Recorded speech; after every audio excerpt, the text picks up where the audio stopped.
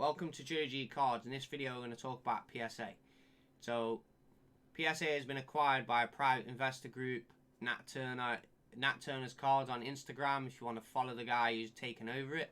Now, Collectors Universe don't hold the company no more. So, I was on a YouTube channel called Pokenomics, and I was watching his channel. He's not got a big channel, but it's kind of good what the content he puts out. I would expect him to grow pretty quickly when people start finding out or they watch him. I know there might be a few people that already watch him from my channel anyway, but basically he was on Pokenav's channel, and he was doing a podcast with Z&G Emporium as well, and they were speaking about like different topics of areas of Pokemon and the market and stuff, yeah, and I was just like listening to it while doing other things. So they was talking about PSA. Now, they haven't got an idea on how they could fix the backlog. Now, I basically said this 6 to 9 months ago. I said basically what you need to do is you need to send a new cards going in. So the new cards, like a year block. I would personally, if I was the owner of that company, I'd say, right, a year block. McDonald's new promos that just come out in 2021, no, can't grade them. I'd say, no, we're too busy, you need to lay off it, we're not accepting them right now, bam, blocking new cards. So basically all them like new cards that say would be entered into onto PSA system, they would say, look, we're not grading these are closed. Yeah, we'd close them down. So one thing PSA did was they closed service levels, and they also closed down memberships. Now, obviously I don't kind of agree with memberships. I think memberships is something that is kind of a con, and I think everyone should be able to send cards. But as it's like a minimum requirement. If the minimum requirement's 20, then that's what you should be paying to basically grade them cards. But obviously PSA has a different system where it's a membership and it goes through the membership and it gets imported. So obviously that won't change. I'm not saying that that's something I was basically wanting them to change. You know, PSA have been sitting ducks for a long time, and they've just been in America, and they're not expanding. So when I asked Nat Turner basically before if he was going to plan to expand, he said they was looking into it. Another guy who follows my channel messaged him as well. He had communication with me. Basically, he said the same thing to him. Yeah, so it's like he was replying to messages. When I asked him about new cards going in, he didn't reply, but he read the message, so he obviously knows the state of the backlog. The backlog's ridiculous.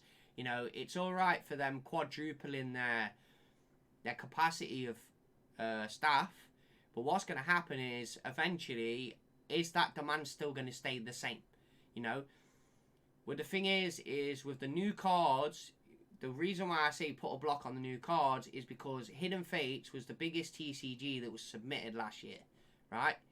TCG, Hidden Fates, yeah, Pokemon was, you know, if you're a sports collector or you collect vintage Magic, you would be really, really mad that people keep sending in the newest Pokemon set every single time. Because, you know, in Magic the Gathering, people don't send the new cards in when they come out. You know, you do realise that, right? You know, when the new cards come out in Magic, like, whatever card it is, I think there's a set that's basically the only first set that's only just been going in to be graded with different companies. Yeah, it's because Hasbro has put, like, a limiting on the product. They're not officially like blasting out the product. It's not being overprinted. It's still on the periods of like, shall we print more of this or not? You know, so it's still under decision. Because they know they don't want to ruin the secondary market. Like I said, they do the secondary market. That's what they do. So obviously those cards from Magic don't go in, yeah, to PSA. It's like the new Pokemon set, like Hidden Fates, is constantly going in, non-stop. So Z&G Emporium said on the Pokenomics channel, because he obviously provides service with third-party grading service, and he said that the two biggest sets that are always going in is Evolutions and Hidden Fates. Now, Evolutions I can understand. Evolutions is 5 years old now, yeah? That should be something that probably cased. I mean, a lot of people have it lying about. They've got it in binders. Now it's coming out of binders and going into cases and going on displays. That's fine, yeah? I perfectly agree with that as well. Hidden Fates has obviously now been out over a year, so I would say, yeah, okay, keep accepting it. But at the time when it was released and it was constantly going in, then no, it should be going in now. This is when it should start to go in. Obviously, there's an issue. So new cards. So Shining Fates. If PSA ain't prepared for Shining Fates, you're going to be waiting 2 years to get your cards back. Like, I really be going to be serious here. Like, you're going to be waiting 2 years to get your cards back if they're not prepared for Shining Fates. Because if they're not going to do anything about these new cards, that set, you know, it's just going to go bombarded in there. They're going to be bombarding it like literally a boat sitting on, firing bombs at the sea, yeah? Like firing bombs to the beach. Like, pum, pum, pum, pum, pum, pum, pum, pum, reload, reload, pum, pum, pum, pum, pum. They're literally going to be flying them in, mate. They're going to be flying them in. Because everyone's going to be obsessed with it. Because everyone loves them shining Pokemon, yeah? Obviously, the value don't stay the same because, you know, there's too many of them, yeah? And when Pokemon's constantly doing reprints, and you're just sending in the same card and sending in the same card, I'm surprised they're not getting fed up of seeing it.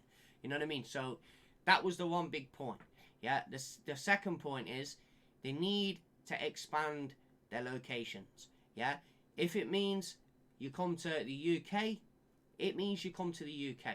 If you come to the UK, it will slow down third-party services. People won't probably need to use third-party services because that's what I think where a lot of people are using third-party services, and you know everyone's sending in across the sea. Now, this is why I said CGC will be the winner in this game, right? And the reason why they'll be a winner in this game is because they have moved to the UK. Now, yeah, CGC might not be very popular right now, or, you know, but there's a thing called market, yeah? And it's just like, I'll give you an example, yeah? So, Nvidia, Intel, and AMD, yeah? These were three companies fighting for market share, right? Now, AMD was the company right at the bottom, yeah? For years, it's been very at the bottom. And what has it done over the last 12 to 16 months, yeah? It's coming like a shark, yeah? And it flew all the way to the top of the sea, yeah? Like, they're literally winning. They're unstoppable. You can't touch them now. Like, AMD is smashing the CPUs. Intel's like, the Intel CEO, like, quit. He quit. The man quit, yeah? Because they're not what they're going to do, yeah? It's like, you've been beating on this company for so many years, and investors have just come along and they've just invested into AMD, and it's like they want AMD to be better, and now AMD's become better. So now what's going to happen, yeah, is because PSA is sitting ducks and they keep sitting in America and they're not moving out of America, that means that it gives you a chance for other companies to come along and take a scoop of the market. Now, if CGC is going to go and they're going to take the UK, I don't know, they might be in Germany next. You know, they might go, we need another base in somewhere else. And they'll go take that. And what are you going to do? No one's going to be sending them cards to PSA, waiting all that time to go across the sea, across the ocean, to come back, to get import duty, you know, fighting across the razor blade. Look, I didn't pay for these items. These were mine. I sent them across. And then fighting with the razor blade again. You like, have I got to pay or have I got to not pay, yeah? You know, it's as simple as that, yeah? People won't be dealing with that. People will send a CGC in the UK, right? It's just as simple as that. So PSA will lose demand there. So, obviously, the third topic is the third-party services. The third-party services need to limit what they're going to send in. Now, they need to be limiting the fact that they're not going to be right. You know when someone sends 10 cards, they're like, oh, I want 10 cards grading, right? PSA made a specific thing on the website that the minimum requirement to send in on that service level was 20 cards, yeah? If PSA stated that 20 cards was the minimum requirement, then that is the company officially giving a statement saying, look, we're only going to accept 20 cards from you, 20 cards from you, 20 cards from you, and 20 cards from you. So if you haven't got 20 cards to grade, don't send us your cards, yeah? Because they're too busy. When they're dead, and you know when they're dead and no one's there, no one's grading with them, and they've got staff sitting there doing nothing, you know, oh, send us 10 cards. Oh, yeah, man, this guy's going to send us 10 cards. You got one card each to grade each, yeah? You know, if you got 10 people sitting around a table and you go, oh, yeah, there's one card each, grade that. That's a mission done, yeah? You know, that's probably what it'd be like when the demand. But when the demand's sky high, Yeah, you don't want them people sending in 1 or 2 cards. The only people you're going to be sending in 1 or 2 cards is if you're sending in Black Lotuses or first edition Charizard, and that's through third party or whatever. Send them 1 card, you know. So I think third party services need to reanalyze on how they take cards and how many cards they're gonna like take as a minimum. You know, if the minimum's 20, they should just say, look, send us 20 cards because we're too busy, we've got too much demand right now. You know, let PSA speed up. You know, let them get their product out. You know, third party companies are even having to expand because they're getting so much stuff. Yeah, it's like the demand is booming. You know, so there's like 3 points to this video. I think PSA needs to block. You know, no one else is saying it on these podcasts. No one else is saying it, right? It's like PSA made grading so old cards would go in and get slapped. Yeah, things that don't get damaged no more. You don't want them to get damaged. So you put them in a case. Like, I always get questions on this card saying, oh, why is this a 5? Blah, blah, blah. It's because it's got a crease on it. I missed it. And it's like, Pokenomics had a guy on from who used to grade with NGC, and basically they were saying this in another video of the podcast. They were saying, do they think CGC are quicker and they will take market share? This is one big thing that PSA is going to be careful of, because PSA is like the go-to company, is where everyone goes to the go-to company. But when CGC starts taking this market share, it's going to exactly go like AMD took like virtually 50%, 60% of the market off Intel. So if you think about eBay and you look on eBay UK and you look down for raw cards and you look down for, you know, you look for cards or cards that are non-graded or whatever, right now you see PSA, yeah? PSA.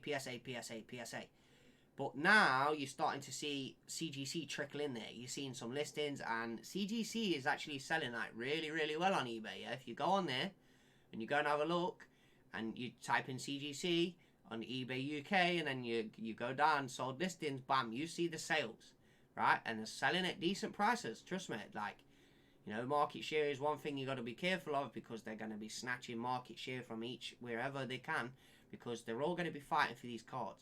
Now, one thing you got to mention is these old cards are going to dry up. Yeah, these old cards are going to dry up. The old cards that are still out on the market and they're coming out of raw collections, that they're coming out of these old packs, eventually they're going to dry up. So then the demand for whatever's after that is going to be going in. Let's say base set. What about if there's no more base set to grade? No more base set. Yeah.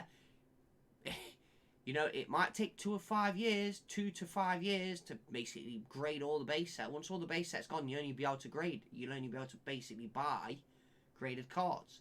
So will the market sustain? Obviously, these companies will have to adapt again if all them cards disappear, because, you know, the demand would shrink, and then everyone would be grading newer stuff, or be grading EX error, or grading, you know, I don't know, Diamond and Pearl, for example. Yeah, everybody would be grading that. But then when all that dries up, what's going to happen? You see, it's all right, these companies expanding to the point where they're quadrupling the staff and stuff, but, you know, is the demand really going to stay up? Because the availability of these raw cards isn't going to be available forever. Do you see what I'm trying to say? So, let me know your thoughts, yeah? What you think on this. Do you think my 3 examples, yeah, were hitting the nail on the head, yeah? You know what I mean? Because at the end of the day, why are you too busy with that stuff? Don't allow the new cards to go in. When you're not busy, allow the new cards to go in within a year's time, or you'll be sitting on 2-year backlog. It's kind of ridiculous, but let's hope that they sort something out and they get it up to speed, because we're still waiting on May.